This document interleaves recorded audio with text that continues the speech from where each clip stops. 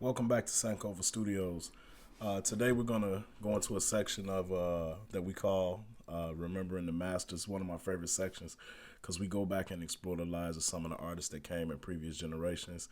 That pretty much laid the foundation for everything that we're doing today artistically.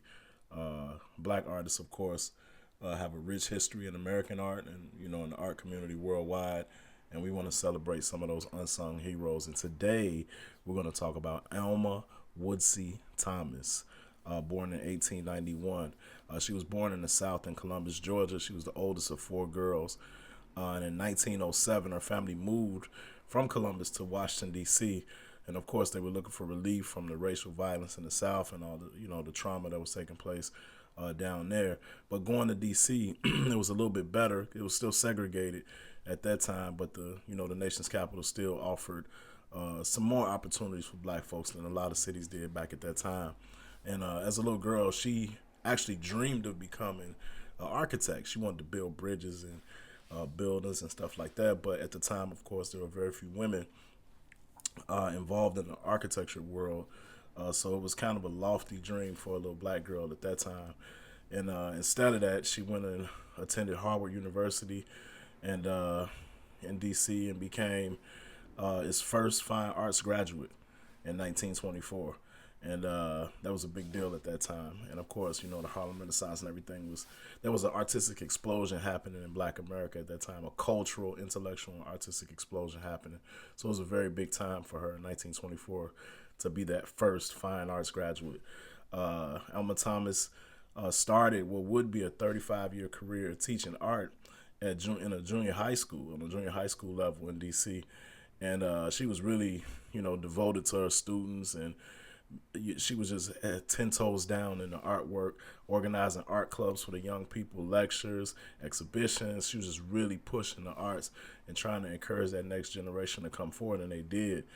And this gave her an opportunity to support herself while she had a part-time art career.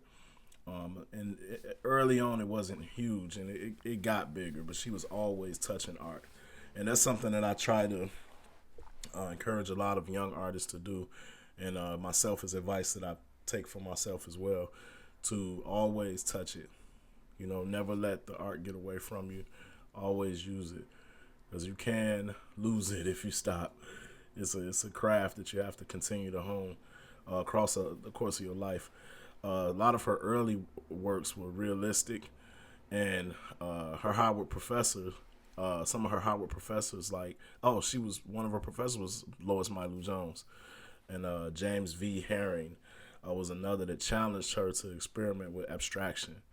And when she retired from teaching and was able to concentrate on art full time, she finally developed her signature style, and she displayed her abstract style at that time. And her first abstract exhibition, a big one, was at Howard University, where she taught later in 1966 at the age of 75. That was her debut. So again, and I always tell people, it's never too late to get started. It's for adults to go ahead and jump into it.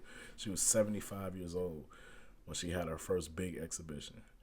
And her abstractions have been compared to, if you Google the Byzantine mosaics, I always pronounce that word wrong, but just a lot of small pieces of glass glued together or put together with some type of adhesive material, and they create an image out of all these tiny pieces. I've never done it before. I've always wanted to, but I never got around to doing it. And she also got into what's called Pointillism. These pointillist techniques that she would use to develop some of her stuff is really distinctive. You can tell Alma Thomas's work when you see it. It's not hard to identify. And the sister, Alma Thomas, became a really important role model for women, even though we rarely hear her name, and we should hear it all the time. She became a role model for women, black women in particular, and older artists. She's a role model for people to just get involved, and it's never too late for you to start a career or to learn to express yourself artistically. She was the first black woman to have a solo exhibition at New York's Whitney Museum of Fine Art, of American art, I should say. and she exhibited her work at the White House 3 times. And this is a person who didn't start until late. And just so you can remember her name, and we want to say her name and remember her name and do a little bit more research on her. Her name is Alma Woodsley Thomas, born in Columbus, Georgia in 1891. We lost her in 1978 in Washington, D.C. And interesting fact about her, even though she did the abstract work, she did the realism early in her career, but she really is best known as an expressionist painter. You know, she does these really colorful abstract paintings. If you could find them online and look at them, they're incredible.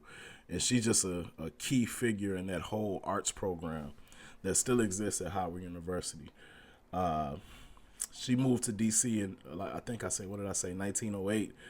And the interesting thing about that is that she lived in the same house from 1908 to 1978. 70 years she lived in the same house that she moved from the South to. So that's something interesting about Alma Woodsley Thomas. I don't know if it's a national landmark or not. If it's not, it should be. And just to give you some of her paintings, check out Iris, Tulips, Jonquils, and Crocuses from 1969. Acrylic on canvas, colorful painting. Very colorful painting.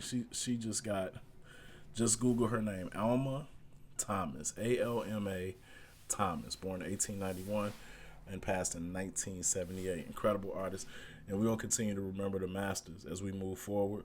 I'm looking forward to the next one, and I hope that you get a chance to take some notes. I hope that it's clear, and I hope you get an opportunity to do some research and find out a little bit more about these people. You can find me at Sankofa_Studios on Twitter and Instagram. You can find me at Sankofa Studios on Facebook. And if you want to get in touch with me directly, you can just email me at info@yaqubshabazz.com, YAQUBSHABAZZ.com. Or you can go to sankofastudios.com. Go directly to the site, scroll all the way to the bottom, send me a message in the box. I'll get it equally as fast. So until next time, peace.